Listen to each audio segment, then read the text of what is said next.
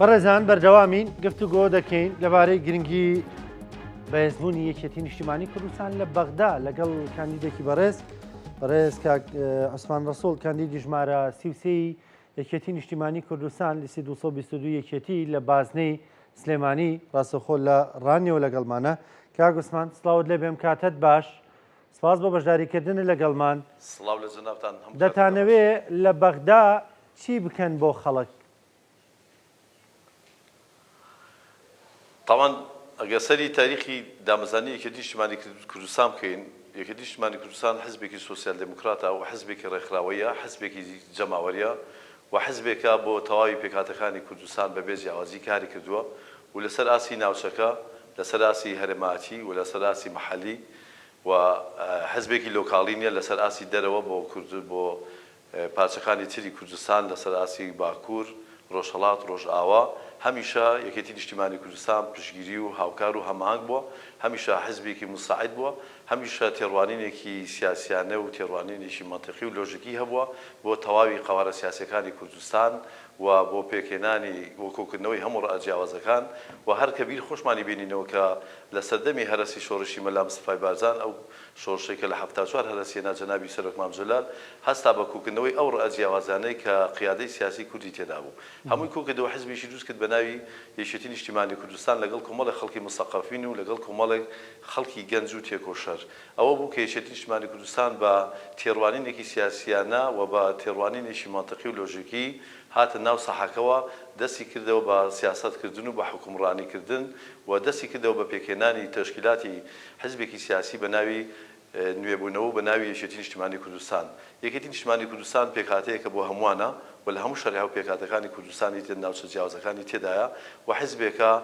ویستویەتی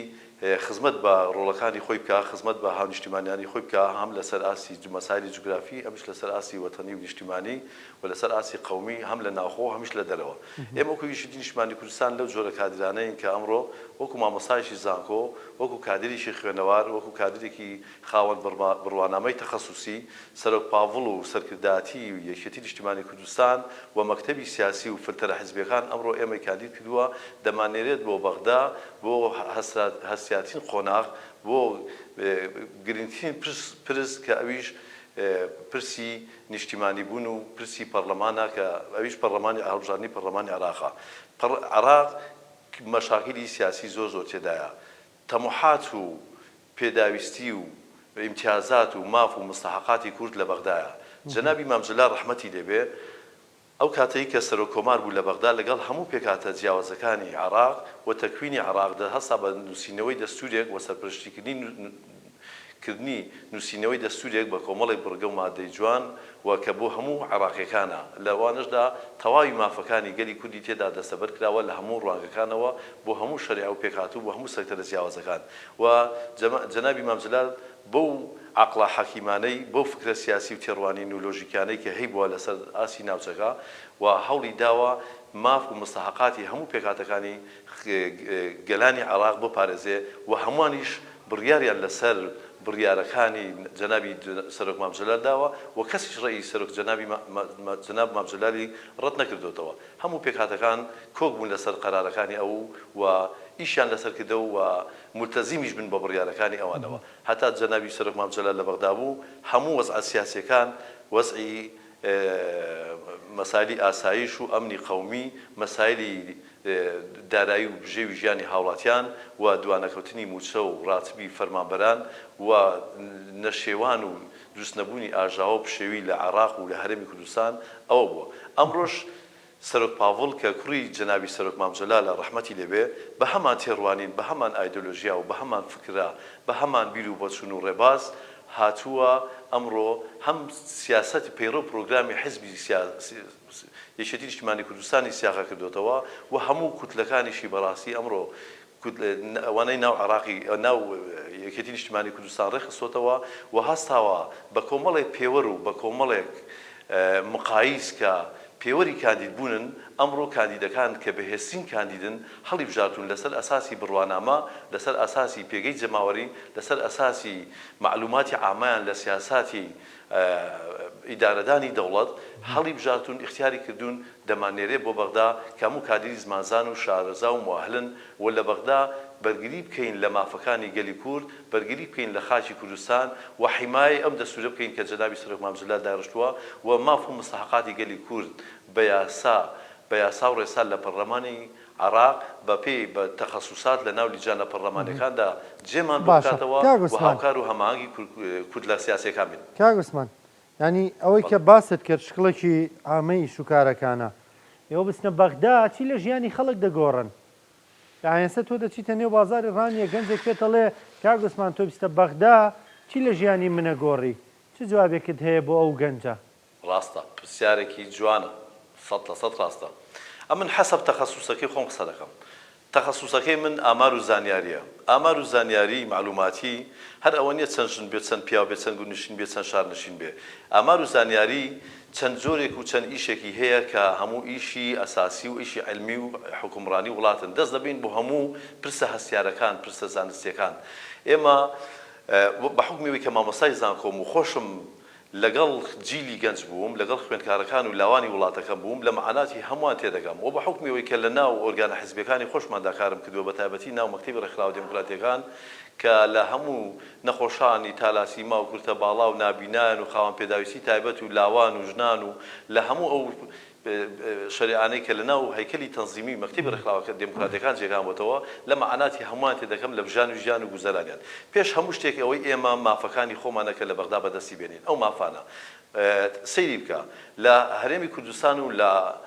حکوومەتی اتحادی عراقیدا جیاوازی حکومڕانیمان هەیە جیاوازی ئیدارەدانی دەوڵەتمان هەیە جیاوازی هەیئات و موەسساتی حکومیمان هەیە لە بینی هەرێمی کوردستان و لە بینی بەغدا ئەوان تا ئێستاش زۆر و کەم ئەتراف بە دامەزراوە حکومیەکانی ئێمە نەکردووە پێش هەموو شتێک ئێمە بچین ئەم جیاوازیانە ئەم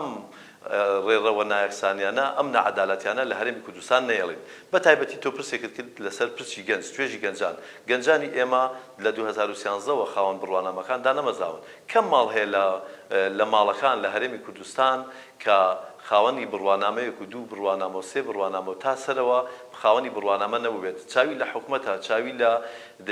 دەسەڵاتە چاوی لە یەکێتی نیشتیمانی کوردستانە چاوی لە ئێمەمانانە کە کاندیدی پەرلەمانی دەردەچین بۆ بەغدا بزانین ئیستینتاجاتی ئێمە لە بەغدا بۆ ئەوان چۆن دەبێت لە بەغدا ماف لەوەیە حکومڕانی لەوەیە ئیمتیازات لەوەیە نایەکسانی لەوەیە هەموو ئەوانە لەوەیە بتوانین بەو زانستی کە هەمانە بەو زمانی کە دەیزانین بەو عەقڵیەتەی کە خۆمان هەمانە نایەکسانی لەوەیە سەبەری کەین جەعفو بکەین دەڵی نایەکسانی لەوەیە نایەکسانی لە حکومڕانیدا بۆ نمونە ئەزانی نایەکسانی لەکوێدایە بۆ نمونە ئێمە شاندەکانی حکوومەتی هەرێمی کوردستان ڕۆشتون لە بەغدا داوای مستحقاتی گەلی کوردیان کردووە بەڵێ 950 میلیارد دینار دێ بۆ هەرێمی کوردستان بە ناوی ڕاتبەوە بەڵام لە هەمان کاتدا ئەم ڕاتبە معاملەیەکە مامەڵەیەکە لە بینی هەرێمی کوردستان و لە بینی حکوومەتی اتحادی عراقی کە چەند نەوتی تەسلیم کردووە و داهاتی ناخۆش کە ڕێکە 120 میلیارد تەسلیم کە لەگەڵ ئەوەدا 950 میلیارد دینار بنێرێ بۆ هەرێمی کوردستان بۆ موچەخۆرەکانی کە بەڵام باس نەکراوە پاشەکەوتی موچەی فەرمانبەرانی هەرێمی کوردستان لەکوێیە باس نەکراوە علاوە و تەرفیعات لەکوێیە پلەبەرزکردنەوەکان لەکوێیە پلەبەردیان لەکوێیە باس نەکراوە خلافی دەرماڵەکانیان لەکوێیە دەرماڵەی ئێمە بۆ نمونە لە وەزارەتی پەروەردە لە وەزارەتی تعلیم عالی لەکوێیە بەغدا یان حکوومەتی ڕێکردنەوەوان نەکراوە فەرمانبەر ئەمە ئەبووە حکوومەتی هەرێمی کوردستان بیکرد بایە بەڵام حکوومەتی هەرێمی کوردستان لێت ناشارمەوە تا ئێستا بە حکمیەوەی کە خۆی دێڵێت ئێمە کە قەیرانی داراییمان هەبووە نەماتوانێت دەست ببین بۆ پرسا بەڵام حکوومەتی هەرێم لە کاتی خۆشیدا وەزارەتی سامانە سروشتیەکان دەیوت ئێمە مقداری تاجی نەوتی هەرێمی کوردستان دەگەین بە 1 میلیۆن بەرمیل کوام میلیۆن بەرمیلەکە لەکوێدایە دەیوت پلە بەرز دەکەینەوە خۆشگوزارانی دەکەین سەربەخۆی نەوت ڕادەگەین سەربەخۆی وامان کرد بەڵام بەڕاستی سیستەمی حکومڕانی لە هەرێمی کوردستاندا و حتا لە بینی زۆنی زەرد و بەداخەوە زۆنی زەرد و زۆنی سەوزیش لە بینی یەکێتی تەکوینی حکوومەتی هەرێمی کوردستان لە بینی ئیدارەی سلێمانی و لە بینی ئیدارەی هەولێردا جیاوازی نایەکسانی ڕاستی هەبوو لێ ناشارمەوە ئێمە وەکو یەکێتی نیشتیمانی کوردستان بە حکمی ئەو کورسیەکەمانەی کە هێناومانە بە حکمی ئەو ئازادی حڕیەکە لە سلێمانی بۆ سەرجەم قەوارە سیاسیەکان هەبووە ئێمە کورسیەکانمان ئەو کورسیانە نەبووە ئەو دەسەڵاتانە نەبووە لە ناو حکوومەتی هەرێمی کوردستاندا کە بتوانن بە یەکسانی و بعدالەتی لە بینی حکومڕانی لە بینی سلێمانی لە بینی هەولێردا هەموو ئەو شایستەدارانەیان ئەو بودجە تەشغیلیانەی یان ئەو ئاوادانکردنەوەی کە بەدەست بە هەولێر دەکرێت بۆ سلێمانیش بکرێت گۆڕان دروست بوو بینیمان سلێمانی تەڕاجۆیشی گەورەی کرد حزب سیاسەکانی کە ئۆپۆزیسیۆن لەسەر پارێزگای سلێمانی و لەسەر زۆنی سەوزی دروست بوو کەوەی کە یەکێتی نیشتیمانی کوردستان تێدا باڵا دەستا بەڵام ئێمە بە حکمەوەی کە بەڕاستی دەنگەکانمان لە ڕابردوودا ئەو دەنگانە نەبوون کە بەپێی دەنگی خۆمان و حەزمی خۆمان و سوڵ و سەنگی خۆمان وەکو یەکێتی نیشتیمانی کوردستان داوای کورسی و دەسەڵات و داوای هەموو ئەو دەسەڵاتانە بکەین کە لە قەڵەمڕۆی حکومڕانی هەرێمی کوردستان بووە ئەمە ناکسانی لەوەدا هەبووە ئێستاش ئەمە چۆتە بەغدا یعنی کاوسمان دەتوێ بڵێ یەکێتی باڵا دەست نەبووە لەم سنوورە یەکێتی بەشدار بوو بەس بەشداری ڕاستەقینە نەبوو بەفعلی بەشدارێکی ڕاستەقینە نەبووە من چوون بۆ وەزارەتێک چەند وەزارەتێکم کردووە لە ناو هەولێر یەکێتی بۆ نمونە بریکاری وەزیرەکانی خۆمان مدیر عامەکانی خۆمان ئەو دەسەڵاتان نەبوو کە بتوانن بەپێی ئەم دەسەڵاتانە بۆ جیا بکرێت کە دەسەڵاتی تەنفیزی بن سەلاحەتی بڕیاردانیان هەبێ نەخێ دەسەڵاتی نەبوو بێگومان چون خۆم ئاگادارم و بەڵگەشمەیە باشە ینی لە سەروی ئەوانەوە دەسەڵاتیان لێ سەندراوەتەوە بێدەسەڵات کراون یان خۆیان لاواز بوون و سەلاحەتی خۆیان بەکارهێناوە من بە حکمەوەی کە ئێستا کاندیدین و ئاگاداری کۆمەڵێک پرسی ناو خەڵکین و پێشتریش هەر ئاگاداری ناو خەڵک بووین کە خەڵک تەکلیفی لێکردوین و کە پشتگیری بکرێن و دابمەزرێن و شتیان بۆ بکرێت و موچەیەکیان هەبێت و ئیشیشیان بۆ بدرێزێتەوە و گەنجەکانی خۆمان و خاوەن بڕوانامەکانی خۆمان زۆر داوایان کردووە و من لە یەکێک لە مدیرەکانی پەروەردە زانیم پێم گوتومە چی دەکەن ئەو خەڵکانای خۆمان چکە بۆ خۆ دەزانی لە 2013 کە خەڵک دانەمەزراوە ڕێژەیەکی زۆریش لە فەرمانبەرەکان تەقاعد بوون و خانشین و چوونەتەوە ماڵەوە بەتاڵەیەکی زۆر لە ناو فەرمانگە حکومیەکانی هەرێمی کوردستانە دروست بووە و متاڵبێکی زۆریش لە ناو فەرمانگە حکومیەکانە دروست بووە بۆ جێکردنەوەی بۆ جێگیرکرد بۆ شوێنی ئەوان کە لە جێدانانی ئەوانیان بۆ بکرێت بۆی کە پێویستیانە بۆ نمونە پەروەردە وەزارەتی پەروەردە و پەروەردەکانی خۆمان سنووری سلێمانی پێویستیان زۆریان بە میلاکاتە پێویستی زۆریان بە مامۆستاکانە پێویستی زۆریان بە تەخەسوساتی جیاوازە یەکێک لە مدیرەکانی پەروەردە بەشداری کۆبوونەوەیشی کردووە لە هەولێر پێی وتە 200 و لە سنووری جوگرافیای پەروەردەکەی خۆم 275 مامۆستان پێویستە بۆم جا بە هەر بە عەقد بێ بەوانەبێژی بێ و بە دامەزانی هەمیشەی بێ بۆم بێن 275 کەسم بۆ پەروەردە پێویستە کە ئەم ساڵ دەسم بۆ بڵێتەوە بەڵام خودی وەزیری پەروەردە پێی وتووە من سەلاحیەتم نییە کەس بە وانەبێژی دامەزێنم تەنها دەتوێت لە کۆی 275 کەس تەنها دەتوانم 5 کەس بۆ 6 کەس بۆ 7 کەست بۆ دامەزێنم ئەویش لە سەلاحەتی خۆم ئەی گوتوێتی تۆ وەزیرنی گوتبی قوربان ئەو سەلاحەتە لە سەروی دەسەڵاتی خۆمەوەیە کە ناتوانم بەڕاستی توانای بڕیاردانم نییە کەواتە سەلاحەتەکە لە دەستی وەزیری پەروەردە بەڕێز دکتۆر ئالان محەممەد سەعید لە پشکی پارتی دیموکراتی کوردستان و پارتیە و نزیکشە لە سەرۆکی حکوومەتەوە و ینی خۆگەروابێ و بۆ وەزیرەکانی وانیش هەر ڕاستە قسێ من وان بیستوە نەخێرم مەرسێ بۆ وەزیرەکانی ئەوان ڕاست بێ من نمونەی کە باست کرد تعبیر لە هەرێمی کوردستانە مەبەستم ئەو نمونەی کە باست کرد وەزیرەکی لە سیستەمی حکومڕانی برای بەڕێزم باشت پێ بڵم تێڕوانینی من لەسەر ئیدارەدانی دەوڵەت ئەوەیە تێڕوانینێکی فەرمیە بۆ نمونە ئەگەر یەکێتی نیشتیمانی کوردستان لە سنووری شاری سلێمانیدا قایمەکەی وەرە کێشەکانی ئێمە لە سلێمانی چی بووە قایمی یەکێتی بێ و مدیری دایرەی گۆڕان بێ و مدیری کارەبای پارتی بێ و ئەوی کە ئیسلامی بێ کەواتە تەناقضات و کێشە و مەشاکل لە ئیدارەدانی دەوڵەت دروست دەبێ ئەمە ڕاستە بۆیە دەسەڵاتی ڕەها ئەگەر بۆ نمونەیەکەتی نیشتیمانی کوردستان دەسەڵاتی ڕەها بگرێتەوە دەست لە داهاتوودا و زۆربەی کورسەکان بەدەست بێنێ زۆربەی مدیر عامەکان و وەزیرەکان و ئەوانەی کە ئیدارەدانی دەوڵەتن لە لای یەکێتی نیشتیمانی کوردستان بێ کەواتە بە عەسابێکی ساتر و بە لێکتێگەیشتنێک و ئەوانە هەمووشی وە خۆی جێبەجێ دەبێ نەکو بۆ نمونە مدیر عامێک یەکێتیە بڕیارێک دەرکا مدیر قایمێک بڕیارێک دەرکا یان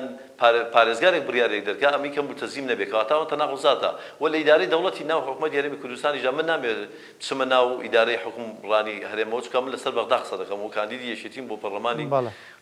عراق ئەمڕۆ بەڵام ئەگەر وابێ بۆ نمونە من ماستەرم هەبوو لە ئاماری هەناردەکردنی نێوتی هەرێمی کوردستان و مەرجە مەفروضە وەزارەتی دارایی تەمویلی هەموو وەزارەتەکانی هەرێمی کوردستان بکات بەبێ جیاوازی حەسەب ئەو متەڵەباتانەی کە خۆیان داوای دەکەن بەڵام وەزارەتی سامانە سروشتیەکان هەر کاتێک وەزیری دارایی تەلەفۆنی کرد بێ وەزیری سامانە سروشتیەکان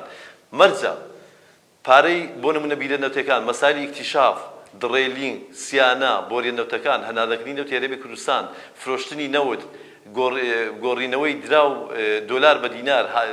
حواڵەکان و ئەوانە هەموو ئەوانەی کە پەیوەندی هەیە بە وەزارەتی سامانە سروشتەکان و ئینتاجی نەوت لە هەرێمی کوردستان مەفروض وەزارەتی دارایی تەحکومی پێوە کردووە بەڵام وەزارەتی دارایی تەنانەت وەکو ئەوەی وا بانکێک بوو بێ تەلەفۆنی کردووە پارە هەیە بۆ معاشیان نییە پارە نییە پارە هەیە ئەوە تەسەڕوفات لە ئیدارەدانی دەوڵەت و لە ئیدارەدانی هەرێمی کوردستان کراوە بۆ ئەم ئاگاداری هەموو ئەوانە بۆ نمونە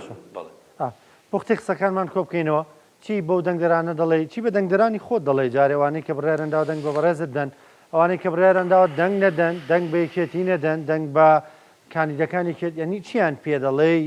لێرەوە ئەگەر بینەری بەرنامەکە بن چیان پێ دەڵێ چ بەڵێنێکیان پێ دەدەی چۆن هانیان دەدەی دەنگ بە لیستی 222 یەکێتی نیشتیمانی کوردستان بن و لە نێو لیستەکەدا دەنگ بە بەڕێزت بن من پێش هەموو شتێک سوپاسی یەکێتی نیشتیمانی کوردستان دەکەم سوپاسی هەموو فلتەر و ئۆرگانە حیزبەکان دەکەم کە منیان لە فلتەردا و منیان ئەمڕۆ کاندید کردو بۆ ئەندامەتی پەرلەمانی عێراق کە شوێنێکی زۆر حەساس و چارەنووسازە و سوپاسی هەموو دەنگدەرانی سلێمانی دەکەم کە هی کوردستان دەکەم کە دەنگ دەن بە لیستی سەوزی جەنابی مام و خوێنی شەیدان و یەکێتی نیشتیمانی کوردستان چونکە ڕاستکردنەوەی هێڵی ڕێڕەوی حکومڕانی و ڕاستکردنەوەی پارێز لە لای یەکێتی نیشتیمانی کوردستانە خۆمان بینیمانە بەڕاستی ئۆپۆزیسیۆن چکارێکی کرد بەسەر سلێمانی و بەسەر تەڵاجوعی سلێمانی و ئیدارەدانی دەوڵەتدا و بینیمان هەموو مەسالە خەدەمیەکان لە سلێمانی دواکەوتن بەڕاستی سلێمانی ئەمڕۆ لە وەزعێکی زۆر بینیندایە کە بینیمان کە فەرقێکی لە بینی ئێرە و ئەوێ لە ڕووی ئاوادانکردنەوە من ئەوەی کە دەمەوێت بە دەنگدەرەکان بڵێم کە من ئەوڕۆ یەکێتی نیشتیمانی کوردستان منی کاندید کردووە وەکو ئەوەی کە کەسێکی مامۆستایەکی زانکۆ وەکو کەسێکی تەخەسوسات بە حکمی ئەو توێژینەوە زانستی بڕوانامانە کە هەمانە و بە حکمی ئەو ڕابردووی کە خۆم هەمان بۆ هەم ئیتیمان بۆ یەکێتی نیشتیمانی کوردستان و دانەبڕانم لە ڕیزەکانی یەکێتی نیشتیمانی کوردستان و بە حکمی کارکردنم لەگەڵ جەماوەر و ڕێکخراوەکان و ئەو هەموو ئۆرگانە حیزبیانەی کە هەمان بۆ لایەنە کۆمەڵاتیەکەشم ئەمڕۆ لەسەر ئەو پێوەرە ئاساسیانە و مقاسانە منی کاندید کردو بۆ ئەندامەتی پەرلەمان بەڵام تەنها ئەوەی کە دەمەوێت بە دەنگدەرەکان ئەوە بڵێم کەسی بەتوانە کەسی زمانزان کەسی شارەزا کادری خوێنەوار زمانزا بنێرن بۆوێ لەبەرەوەی لە پەرلەمان ئێمە دەتوانین داکۆکی لە مافەکانی ئەوان بکەین تەعاً بە پشتگیری و پشتیوانی یەکێتی نیشتیمانی کوردستان کێشەی گەنجان و لاوانی ئەوان لای ئێمە و لای یەکێتی نیشتیمانی کوردستانە و حەلی مەشاکیلەکان لە بەغدایە و متەڵەباتی ئەوان بە یاسا و ڕێسا حەل دەبێ ئێمە پرۆژەمان هەیە بۆ مەسایل بۆ گەنجان بۆ ژنان بۆ لاوان بۆ کەسوکاری شەیدان و بۆ هەموو ئەو امتیازانەی کە لە بەغدا هەیە نەقلی ئێرە بکەین و بە دیفاع بکەین لەو دەستوری کە جەنابی مامزەلا سەرپەرشتی کردووە و بە تایبەتی ئەمڕۆ گەنجەکانمان دەمانەوێت ئیدارەیان بدەین کە بتوانین منحەیەکی مادیان بدرێتە دەست و بتوانین بۆ خۆیان پرۆژەیەکی تایبەتیان هەبێت لە ڕێی تیم گروپەوە و بتوانن بۆ خۆیان ببنە خاوەنی سەرمایەکی خۆیان و بتوانین بۆ گەنجان بۆ وەرزشەوانان و بۆ ڕووناکبیران و بۆ مامۆستایان و بۆ هەموو کەرتە جیاوازەکان ئێمە ڕۆڵی کارەمان هەبێ و سوپاسی هەموو دەنگدەرەکان دەکەم لە ناو کاندیدەکانی ئێمە هەموو کاندیدی بەقووەت و کاندیدی بەهێزن کاندیدی شادەدار و زمانزانن و دەنگ بن بە کاندیدەکانی یەکێتی نیشتیمانی کوردستان و لە پێش هەموو شتێک دەنگ بن بلیستی 220 نیشتیمانی کوردستان و لە ناوی نیشتا کە دەنگ بن بە من بە ژمارە 33 کە ژمارەکەم 33 سوپاسیان دەکەم لە داهاتوودا دامبینن کە من چێم و چ ڕۆڵێک و فایدێکم دەبێت بۆ جوگرافیای سیاسی کوردستان و بۆ هەرێمی کوردستان و بۆ ڕۆڵەکانی خۆمان بەڕێز کاک عوسمان ڕەسوول کاندیدی ژمارە 33 لە لیستی 222 یەکێتی نیشتیمانی کوردستان لە بازنەی سلێمانی سپاس بە هیوای سەرکەوتنت خۆشەویستان بە یارمەتی ئەو کارانم بەرنامەی پرسە ڕۆژتان پێشکەشکرا تا پێتان ئەگەینەوە کاتێک